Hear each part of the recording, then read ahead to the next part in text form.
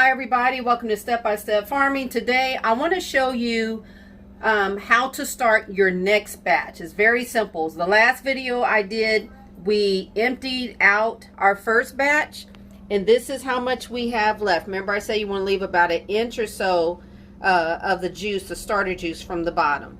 And also, if you've noticed, the SCOBY has actually thickened. It grows, and that's what's going to happen continually. Okay, so I've already got my tea. I've already made it. It's cooled off. It's already sweetened up. And now this is just the way that I do it, okay? I just take it very simple and I just pour the tea in the container. And the SCOBY will eventually float to the top. So that is, ooh, that is perfect. Perfect amount. Okay. So you all can see the SCOBY down here. All right. And I'm going to show you, I've got a spoon. And it actually had layers. So this is one layer. I don't know if you can see. This is one layer floating around. And then there is another layer at the top.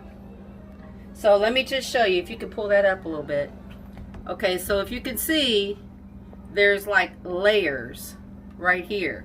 And it's going to eventually float to the top, as it always does. And that is just basically how you make your next batch. You just pour your tea in and you cover it up with your, whether you have a cheesecloth or something breathable, work and breathe.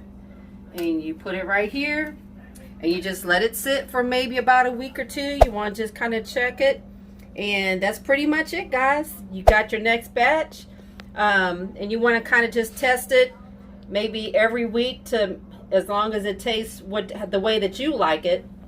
That's all you have to do. All right. Hope that was helpful. Thanks a lot for watching. Have a good one.